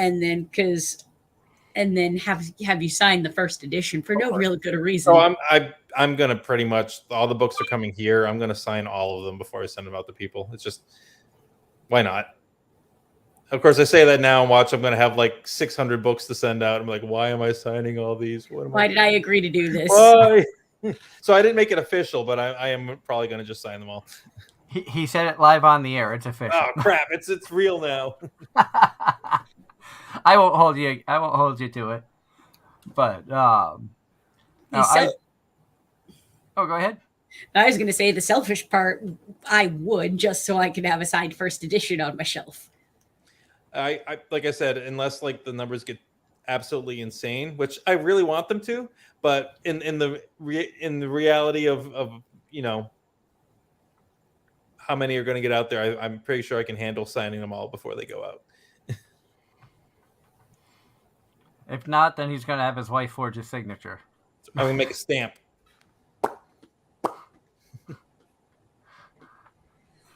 I like how Andrews nods. Well, I've seen them. I know. But the autograph stamps? Yep. My father was a small business owner, and subsequently there was an autograph stamp with my father's signature to sign. What's great is anybody else can take it and sign anything as him. My mother did that because she did all the bookkeeping, so my mother was the one that. Yeah. Oh, I understand. Yep. Now, what other conventions do you have lined up for later this year where people can find you if they want to playtest the game? Let me bring out the little schedule Bible here. I don't have a lot of shows this year. My big thing was getting this game together and launching it, and it's going well. And I'm gonna still be working on all the perks, all the stretch goals. I'm gonna be pretty busy with it for most of the year here. But let's see, we got. I've got a convention in Connecticut on June 25th called Book Fiend. I'll be playing the game there as well. It's a authors convention. And then let's see here. Plastic City, which is a Massachusetts show. Keith and Amy Gleason, I believe you know them, Doug. Oh yeah, they're wonderful people. We need to get them on the show. They're on July 16th. Then I got Terrificon at Mohegan Sun the last weekend of July. Mid Hudson in New York on the 20th and 21st in August. Then a Maryland Horror Con. I'm going out to Maryland the end of August. And I've got a show in October. And then I believe the last Saratoga show of the year is in November. So those are all the shows I have right now. Then I also have play testing my game at different hobby shops and stuff like that. Have you thought about like Granite State Comic Con? And yeah, I got to get back there. I went there when they first started it, and I ended up in a bad spot, and I didn't make much money, and so I kind of like was like, I'm not doing this one again. But I know it's completely changed since then. But I'm at the point where like I don't really hunt out shows. Like basically, I go to shows that people ask me to come to, which is nice. I like getting invited. So if anyone from Granite's listening right now, you want to invite me, I'll certainly hop along. Now, and I know that you don't do a lot in the anime convention side of things because of your more comic based. But and you and I were talking in Anime Boston that there's a big connection between the RPG and anime world that keeps growing. So now that I have an RPG, I've got to look into gaming conventions. I got to look at the PAX stuff. I got to look at like doing TotalCon again next year. I haven't even gone into that world, and maybe talking to Angela here might be a good place for me to start for gaming. But then also, like you said, now that this RPG has been very successful with the anime people that are at Saratoga, like they have flocked to this game. So I'm like, I have to, possibly get into some of those kind of shows. This game kind of transcends a lot of different types of conventions. From the looks of it, it does not surprise me. And a lot of my cosplay friends are super into the fairy stuff. Yep. So that alone, just instant kind of connection. It took me by surprise. The show that Doug saw me at, that I was busy with the game. We were just making characters. Like I didn't have a playable game yet. It was just people would just come over to the table and make characters, and we had a line to the table all weekend of people that just wanted to make fairy characters. And then when we had the spring Saratoga show, a lot of them brought the characters back with them. They wanted to play them in the game, which was it kind of worked and kind of didn't, because those characters were made before we fixed a lot of the rules. So like a lot of the things that were on their character sheets weren't accurate anymore. So I had to kind of like tweak them a little bit with people, but they got to play their characters. That's really cool. And I do remember that, because I remember I wasn't even originally going to go to that Saratoga show. It just so happened I was taking basically a mental health day and headed down to Albany to watch trains. And on the way back home, I'm like, I'm passing through Saratoga anyway. Let's just stop off at the Comic-Con, say hi to some friends, because I knew you were going to be there, and like two other people that I know were going to be there. I wasn't expecting the amount of people that I knew. Like, I didn't know the Awesome Couple was going to be there. Vicky Camp and Delicious Chocolates, I didn't know that she was going to be there. Chelsea Von Chastity, I didn't know that she was going to be there. So it was great to connect with all these people that I hadn't seen in years. And of course, I'd love to get Sam back on the show to promote his events. He always puts on some really good events. Hoping that he's not done with Plattsburgh Comic-Con. It would be nice to have that back up here. I don't know if that's going to happen this year or not, but it's not happening this year. He's been having a lot of things going on in his life, and he's already got 3 shows that he had to do. Yep. So, and that was enough for him. He ended up being able to back out on a couple of the other ones. Like he was going to do a Vermont show, and then he was Plattsburgh, and there was one other one. He just like he called me up one day. He's like, I can't do it. He's like, it's too much. I got too many other things stressing me out. I'm like, he's like, Saratoga takes care of me, so that's the one I need to do. And then this other one, Mid Hudson, that he's doing, they pretty much gave him the space because they wanted him to come back. So he's like, I got to do that one too. So he had to calm down this year. He had too many things on his plate. That's very understandable. We've talked with a lot of different convention promoters and stuff where that is a livelihood that will slowly kill you. It will run you into the ground if you're not careful. So as sad as it makes me to know that there's no Plattsburgh Comic-Con this year, I can totally understand. And of course, health comes first. Oh yeah. Not worth dying for. Yep. And hoping that we can make the next Saratoga show towards the end of the year. That's It's going to depend on when it is, as it falls in line with. Because did you say it was in November? It's in November. I can give you the dates if you like. Because there are a couple of potential November cons on my docket. It's November 12th and 13th. Okay. 12th and 13th, I need to see when Anime is. Because thanks to Angela, there is a chance that we could, for the first time ever, be guest status at a convention. Woo!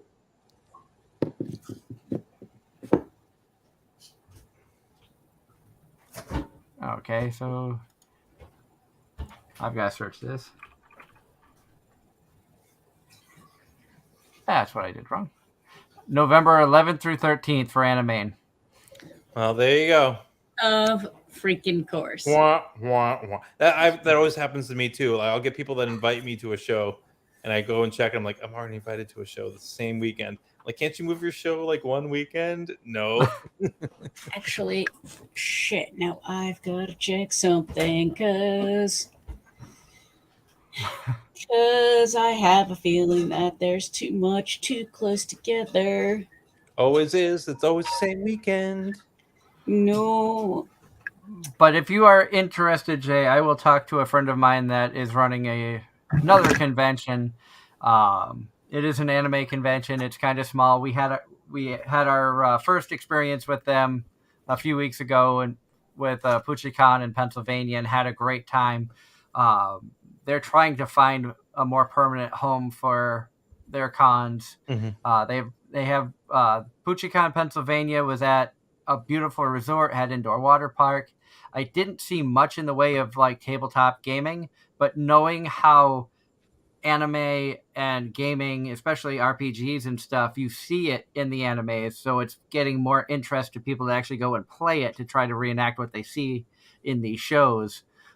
Might be something that I can talk to the owner of that about to see if they would be interested in bringing you or other gamers on board for promotions and stuff. Definitely be interested. I'd love to just go to different markets and just promote the game, and let's just, I'll do games for free, and anyone that comes into the event can come sit down and play, And the next show that they have coming up is in August, and we will be at that one sponsoring that show as well. And then on the flip side, if you were to check out PAX Unplugged and get into the indie area, then you'd find a whole new market for the comic as well, because it all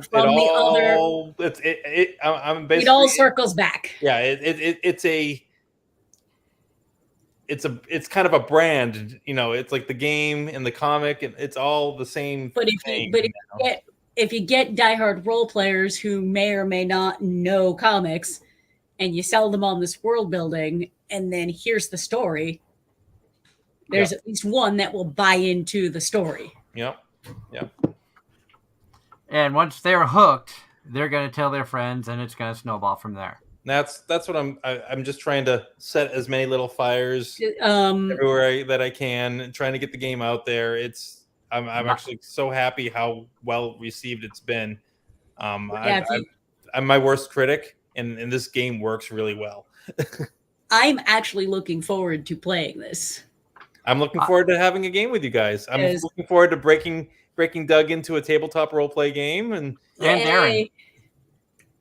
And maybe you can get your wife in on the game too. Potentially. See if she's around for that. I'm not sure. It all depends on what the weekend holds for us. Life, the universe, and everything. Yeah. So the question is, would Darren go through with it, or would he die? Again. He is dead, after all. 3.0. He's still playing. Oh, look, he's in Darren. Oh, he's sailing west. Oh, no, he's traveling south. Which way is he heading? West. Oh, by the way, that reminds me. You remember the Mythbusters, right? Yep. Mm-hmm. Well, have you ever heard of the, where are they?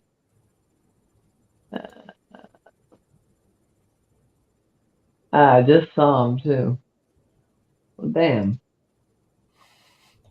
They're over here. There they are. Have you ever heard of the Mogbusters? Oh God. No. There they are. Oh God. Yes. And they are confirmed.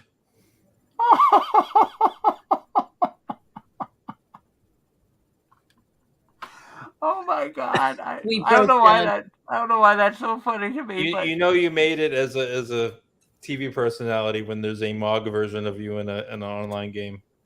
It's kind of like my- you know you've made it in music industry when Weird Al makes a parody of you. Yep. yeah. Yeah. Oh my God, that's great. I don't know why that struck me as so funny, but it did. Because we are that close to. Mogs. That late at night when Googles? we're all getting silly tired. Yep. We got about 9 minutes left before we have to say goodbye. Of course, we want to give you a chance to promote yourself and where everybody can find you. I know we've been doing that throughout the whole show, but I know. this is our shameless plugging section. So feel free to plug yourself as much as you want. Ooh. In front of the camera? That's kind of weird. Oh my isn't it? God. Hey, at least you're keeping your it's clothes fast. on, unlike other people. So you can find me on social media, Jay Mooers, spelt the way it is right there at the bottom of the screen. You can find me on Facebook, Instagram, DeviantArt. I have a Twitter account that I never touch. It probably has about 12 inches of dust on top of it right now. I made it back when Twitter started, and I don't think I've ever used it. But it is there. You can follow it and be really bored. Sounds like my Twitter account. I mostly post things to Facebook and Instagram. Those are See, Twitter is literally just used for cross-posting my Instagram stuff. pretty much. I keep thinking I should activate it so that I can just do that cross promo stuff. But that's blah blah blah blah. So yeah, effort. you can find me there. You can find, obviously, the link that's right there is the link to go to the Kickstarter, which is live until July 8th. So if you want to get your first editions, your exclusives, and all the sweet perks that are going to keep getting thrown in there as we hit different stretch goals, hop on board.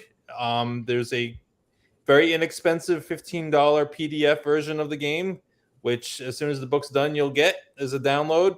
Can't go wrong with that one. Check it out. Let's see, where else can you find me? Usually running around all over the place. If you go onto my Facebook, I am posting the different places I'm doing play testing.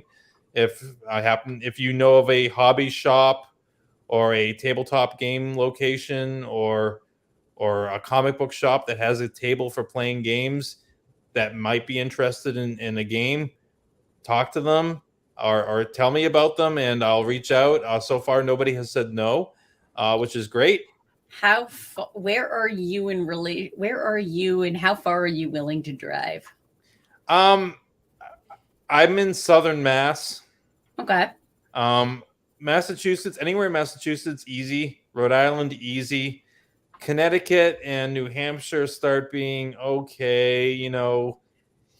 I say it starts getting into the 3-hour plus drive. I start going, okay, this is going to be like a good crowd I'm going to, or it's like I'm not going to spend 6 hours of my day driving for a session for 3 people. That's when we go to remote playing. That is fair. One game store that I actually know the people that own it, but it's based out of Derry, New Hampshire. What's it called? Midgard. I've heard of it. Actually, it was recommended to me by Tabletop Games in Westport. Has been one of the biggest, and I'll plug them right here. They have been a huge supporter. They actually brought me in there to do play testing.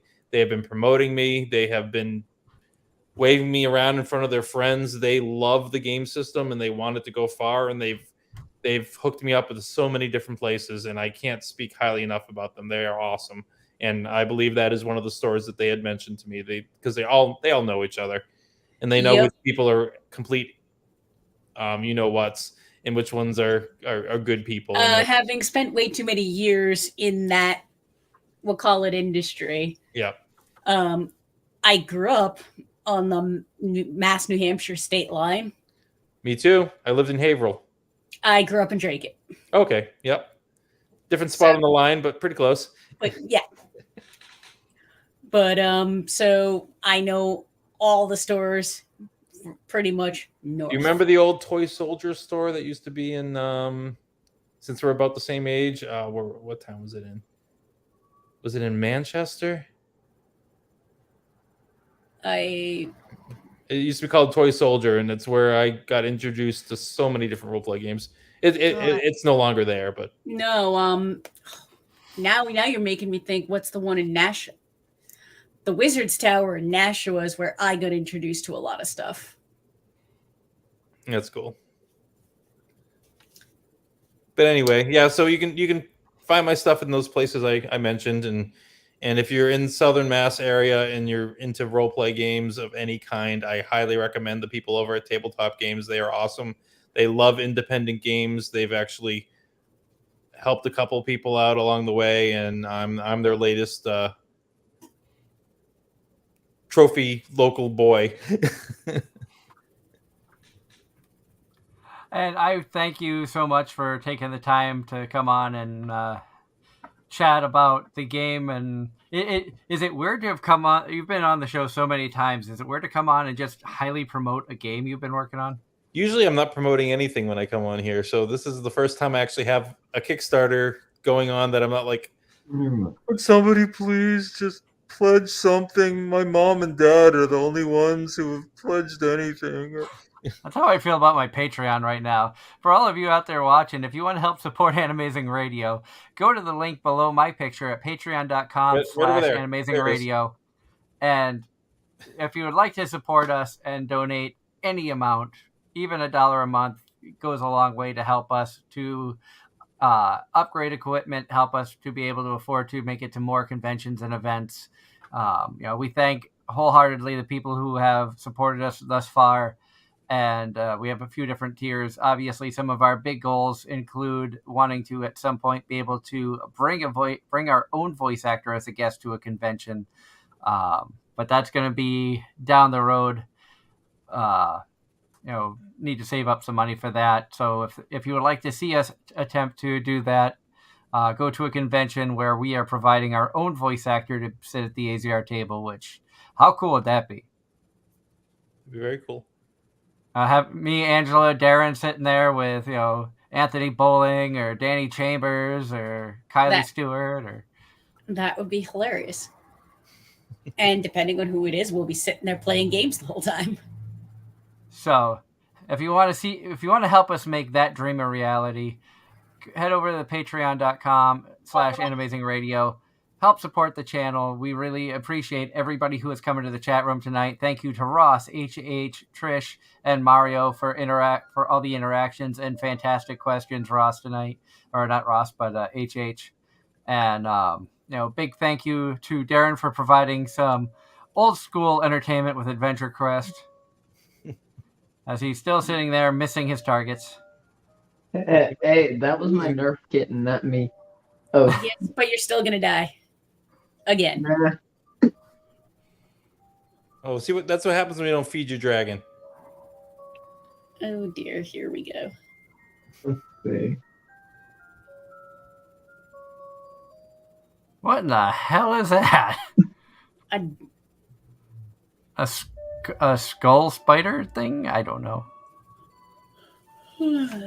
Once we see if Darren comes out on top of this battle, we will call it a night. But once again, a big thank you, Jay, for coming on and joining us. It has been a lot of fun. It's been too long since we've last been able to get together and chat and hang out.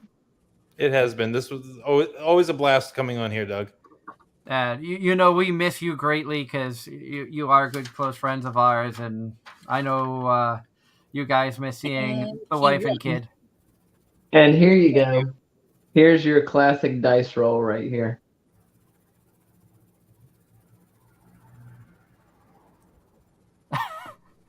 Failure. Meh, meh. Coming up next week here on Anime-Zing Radio, we are going to be welcoming the fellas of Nerd Caliber will be joining us. So this is going to be a fun show talking with Nerd Caliber. They are regulars at many types of conventions.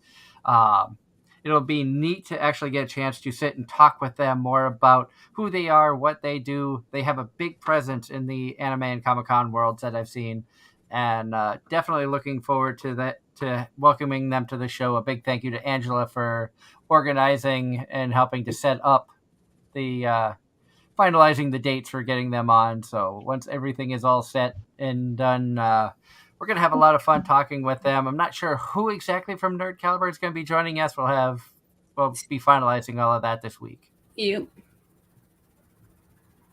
And then coming up after that is June 19th. We're going to be welcoming Christy Rothrock, Funimation voice actress, and the winner of our PucciCon giveaway, where one attendee has a chance to join us for the full 2-hour voice actor interview. Tanya Firestein is going to be joining us. That's going to be a lot of fun. June 26th, we'll be at Rail City Fan Fest in St. Albans, Vermont. I should be home in time to do a show that night. Not going to have a guest. We're just going to do a lot of bullshitting. We haven't had many shows. Different from normal. How? Well, this time it's just going to be the three of us without a guest. We get a lot of guests on the show every now and then. It's fun to just have a fun chat. July 3rd weekend. I don't know if there's going to be a show. It's going to depend on if we travel out to Mass for Northeast Comic-Con, Gary Summers convention that we have been accustomed to going to many a times. I need to reach out to him about the possibility of a table still. I've been slacking. And then after that, we are going to have Natalie is going to be joining us from the Storyteller Squad on July 10th and July 17th. No show because we will be at Kineticon traveling home that night. And then, as you heard tonight, just booked July 24th. We're going to do a live game here. Jay's going to show us how the game works. You are going to be able to watch us actually play the game live here on Anime-Zing Radio. And July 31st, booked just before the show started, we have Genshin Impact voice actor Josie McCoy is going to be joining us. So it'll be a lot of fun to talk with him about his work in video games. I think he's got some anime roles as well. I'll be doing a lot more research leading up to that show.